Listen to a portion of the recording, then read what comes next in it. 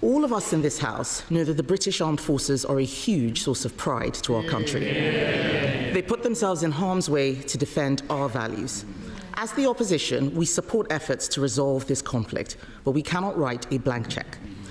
If British peacekeeping troops in Ukraine were attacked, whether directly or via proxies, we could be drawn into conflict with Russia. Can the Prime Minister reassure all those who are concerned about the UK being drawn into war? Minister. Yes, that's the last thing anybody wants to see.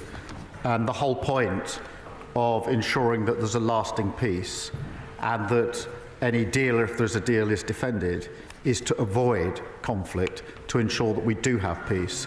The way to ensure we have peace is to ensure there are guarantees for any deal that is in place, because the surest risk that there would be conflict is if Putin thinks that he can breach any deal that may be arrived at.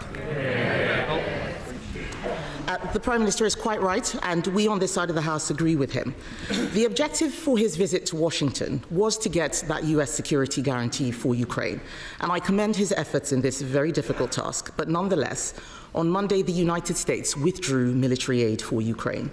Can he update the House on the steps he is taking to persuade America that it is also in their national interest to provide a security guarantee? Prime Minister. I'm pleased to inform the House that on Thursday of last week we did discuss security guarantees. The President made absolutely clear his commitment to Article 5 of NATO, absolutely clear that he would have our backs because of the relationship between our parties, and agreed that our teams would sit down together to talk through security guarantees. I've spoken to him, I think, 3 times since then on the telephone, because it is vitally important that we work with the US, with Europe and Ukraine and make sure that if there is a deal, it has proper security guarantees in place.